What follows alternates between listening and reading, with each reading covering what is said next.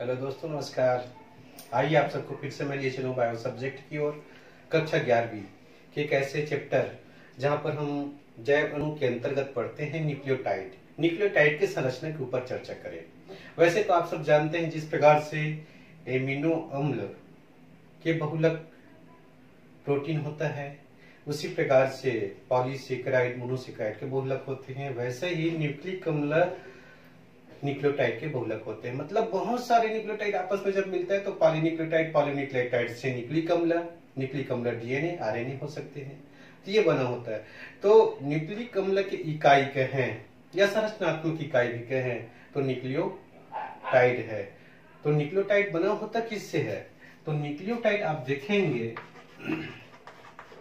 Nucleotide ये बना होता है न्यूक्लियोसाइड से। न्यूक्लियोसाइड में एक फास्फोरिक एसिड जुड़ जाता है, ये फास्फोरिक एसिड, और फास्फोरिक एसिड जुड़ जाए तो न्यूक्लियोसाइड फास्फोरिक अम्ल मिलकर न्यूक्लियोटाइड बनाता है। न्यूक्लियोसाइड को हम देखें तो ये फिर दो भागों से मिलकर बना होता है।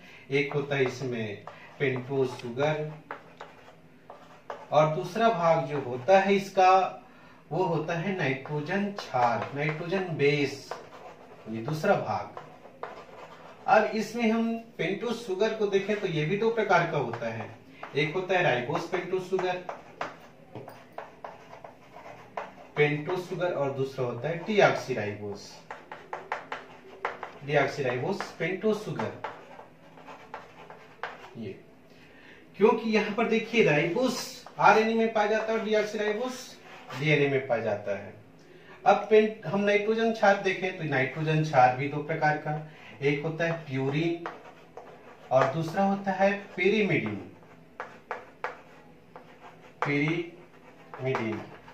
अब दोनों में अंतर इतना ही है, प्यूरिन दो वलय वाला होता है, डबल रिंग्ड होता है, जबकि पेरिमिडिन सिंगल रिंग्ड नाइट्रोजन क्षार होता है। अब शुरुआत हम न्यूक्लियोटाइड की हम संरचना देखें तो शुरुआत करते हैं नाइट्रोजन क्षार से ही। तो मैंने पहले ही कहा कि नाइट्रोजन क्षार दो प्रकार का होता है, एक होता है प्यूरिन और दूसरा होता है पेरिमिडिन। तो सबसे पहले हम देखें प्यूरिन देखें, और प्यूरिन के बारे में मैंने कहा कि ये दो वलय वाले होते हैं, डबल रिंग होते हैं। ये दो प्रकार के होते हैं, एक होता है एडेनिन। इनकी संरचना देखें, इनको हम सरल रूप से बना सकते हैं इस प्रकार से कहकर NC।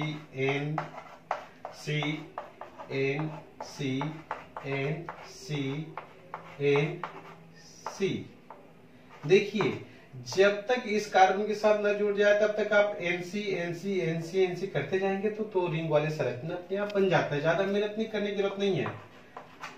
इस प्रकार से संरचना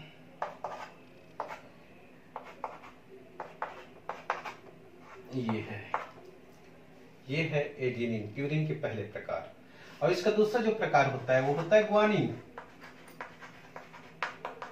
और ग्वानिन की हम संरचना देखें तो कुछ मत करिए, ये संरचना वैसे ही रहेगा, बस अंतर हो जाएगा। यहाँ पर ऑक्सीजन ले लीजिए और यहाँ पर जुड़ जाता है एमिनो समूह।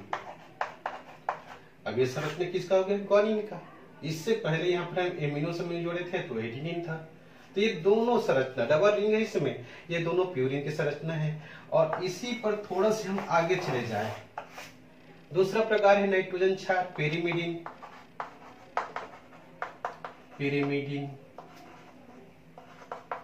और पेरिमिडिन का पहला प्रकार है साइटोसिन। अब उनकी संरचना देखिए, ये साइटोसिन की संरचना, एमिनो समूह यहाँ पर है, सिंगल रिंग एक ही वलय वाला, ये संरचना। और दूसरे इसका प्रकार है यूरासिल।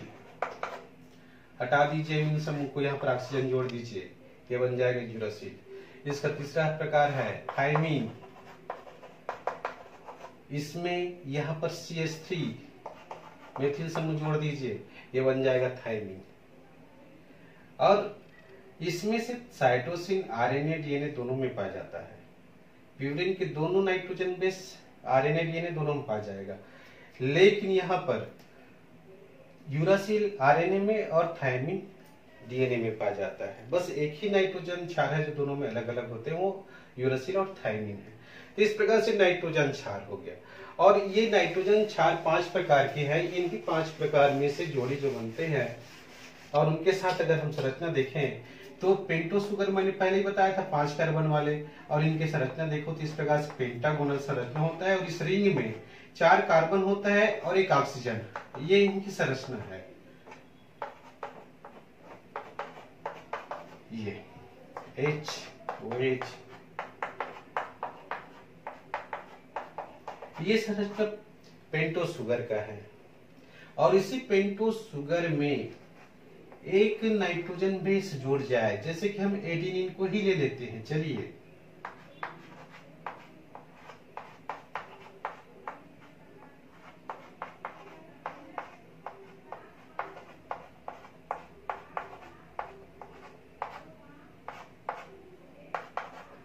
ये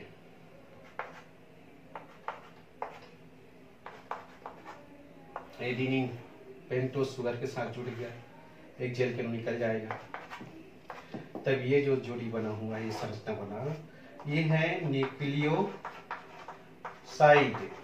अर्थात एक पेंटो सुगर के साथ एक नाइट्रोजन क्षार जुड़ जाता है तो न्यूक्लियोसाइड बनता है। इसको N से दर्शाते हैं, इसको S से। और इनमें एक अणु फास्फोरिक अम्ल जोड़े। फास्फोरिक अम्ल की संरचना इस प्रकार से है, ये संरचना है। अगर एक अणु हम इसमें लाके जोड़ देते हैं तो यहाँ पर एक जेल अणु निकल जाता है और इनके साथ फास्फोरिक अम्ल जुड़ जाता है। अब फास्फोरिक अम्ल एक कार्बन के सुगर के साथ, पेंटो सुगर के साथ एक फास्फोरिक अम्ल, या इससे कहते हैं कि न्यूक्लियोसाइड में एक फास्फोरिक अम्ल जुड़ता है, तब ये बन जाता है न्यूक्लियोटाइड। न्यूक्लियोटाइड बन गया। अर्थात यहाँ पर ये फास्फोरिक एसिड के एक अणु है, वो 5 नंबर कार्बन पर जुड़ सकता है। अगर 5 नंबर कार्बन पर जुड़ा है तो पॉलीन्यूक्लियोटाइड के सिरे को 5 कहते हैं, ऊपर वाले को। अगर 3 नंबर कार्बन पर जुड़ता है तो उस सिरे को 3 कहते हैं, 5। जब हम डीएनए आरएनए की संरचना देखते हैं उस समय सिरा 5, 3 ऐसे बोलते हैं। तो उनके फास्फोरिक समूह के कार्बन से जुड़े हुए पोजीशन के आधार पर है, वो आगे की चर्चा है, उसको छोड़िए। लेकिन अब संरचना हम देखें, यहाँ पर पेंटोज सुगर के साथ नाइट्रोजन बेस न्यूक्लियोसाइड, इनके साथ फास्फोरिक अम्ल न्यूक्लियोटाइड का निर्माण होता है। और बहुत सारे न्यूक्लियोटाइड जब आपस में जुड़ जाएगा तो पॉलीन्यूक्लियोटाइड, और पॉलीन्यूक्लियोटाइड आपस में जुड़कर न्यूक्लिक अम्ल डीएनए आरएनए बनाते हैं। इस प्रकार से न्यूक्लियोटाइड आप हम देखें। बहुत बहुत धन्यवाद।